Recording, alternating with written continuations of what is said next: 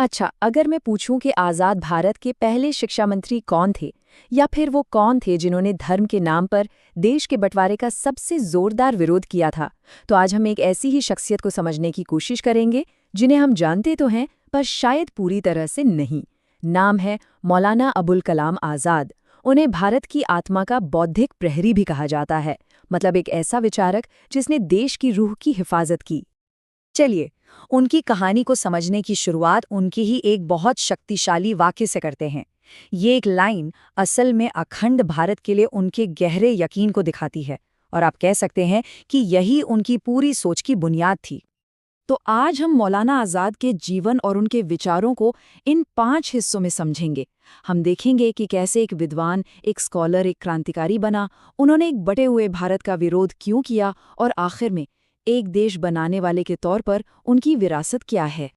तो सबसे पहले ये समझते हैं कि मौलाना आज़ाद असल में थे कौन। क्या वो सिर्फ एक पॉलिटिको थे, या उससे कहीं ज्यादा कुछ और। देखिए, मौलाना आज़ाद को किसी एक खांचे में फिट करना बहुत मुश्किल है। वो एक स्वतंत्रता सेनानी तो थे ही, पर साथ ही एक बहुत गहरे इस्लामी विद्वान, एक बेखौफ पत्रकार, एक शानदार लेखक, और हाँ, आज़ाद भारत के पहले शिक्षा मंत्री भी थे। उनका व्यक्तित्व, आप कह सकते हैं, इन सभी किरदारों का एक मिला-जुला रूप था। तो अब सवाल ये उठता है कि एक विद्वानों के घर में पैदा हुआ इंसान एक क्रांतिकारी कैसे बन गया। इसका जवाब छिपा है उनकी अनोखी परवरिश और उनकी पढ़ाई लिखाई में। एक दिलचस्प बात यह है कि उनका जन्म भारत से बाहर मक्का में हुआ था, लेकिन 1898 में जब उनका परिवार भारत लौटा और कलकत्ता में बस गया, तो वो समझिए कि सीधे ब्रिटिश भारत की राजनीति और नए विचारों के एकदम केंद्र में आ गए। और यहीं से उनकी कहानी और भी दिलचस्प हो जाती है।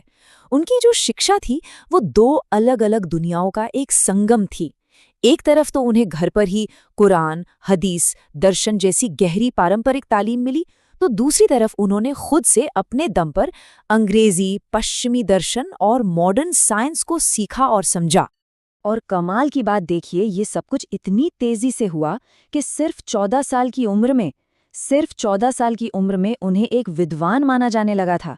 ये उनकी जबरदस्त काबिलियत का सबूत था, जिसने उन्हें अपने दौर के लोगों से कहीं आगे खड़ा कर दिया। इसके बाद उन्होंने अपनी कलम को ही अपना सबसे बड़ा हथियार बना लिया। अल हिलाल और अल बलाग जैसे उनके अखबार सिर्फ खबरें नहीं छापते थे, वो तो सीधे सीधे ब्रिटिश हुकूमत को खुली चुनौती देते थे। उनका असर इतना जबरदस्त था कि सरकार को घबराकर उन पर पाबंदी लगानी पड़ी। और यही जो बौद्धिक बुनियाद थी, यही उन्हें आज़ादी की लड़ाई में सबसे आगे ले आई। एक ऐसी लड़ाई जहां उनका एक ही मूल सिद्धांत था, अखंड भारत। कांग्रेस के अंदर वो एक बहुत मजबूत स्तंभ थे। वो गांधी जी के बहुत करीबी सहयोगी बने, हिंदू मुस्लिम एकता के सबसे बड़े पैरोकार बनकर उभरे। और इतना ही नहीं, वो कांग्रेस के सबसे कम उम्र के अध्यक्ष भी बने, और फिर 1940 से 1946 के उस मुश्किल दौर में भी पार्टी को संभाला। तो यहाँ ये समझना बहुत जरूरी है कि बंटवारे के खिलाफ उनके तर्क कितने गहरे और दूरदर्शी थे। उनका साफ मानना था कि धर्म के आधार पर देश बनाना खुद को तबाह करने जैसा होगा, और पाकिस्तान बनने से असल में मुस्लिम समुदाय और कमजोर ही होगा। लेकिन सवाल फिर भी वही है कि अगर उनके तर्क इतने मजबूत थे, तो फिर भी बंटवारा हुआ क्यों? ये एक ऐसा सवाल है जो हमें उस दौर की मुश्किल राजनीति और उन मजबूरियों पर सोचने को मजबूर करता है, जिनके सामने मौलाना आज़ाद की दूर की सोच भी शायद नाकाम हो गई। आज़ादी के बाद मौलाना आज़ाद ने अपनी सारी ऊर्जा, अपनी सारी ताकत राजनीतिक संघर्ष से हटाकर राष्ट्र निर्माण के सबसे बुनियादी काम यानी कि शिक्षा में लगा दी।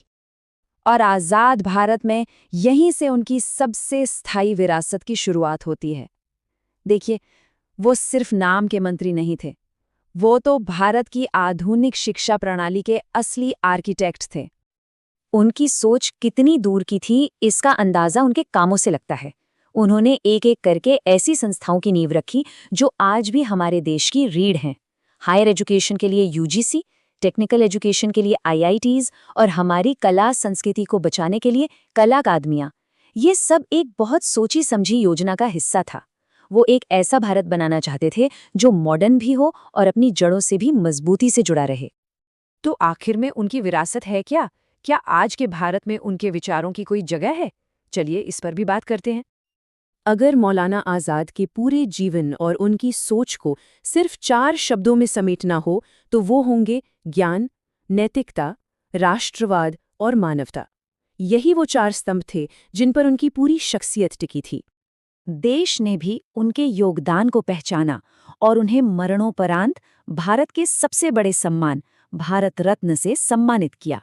और ये कोई इत्तेफाक नहीं है कि उनके जन्मदिन यानी 11 नवंबर को आज पूरा देश राष्ट्रीय शिक्षा दिवस के तौर पर मनाता है।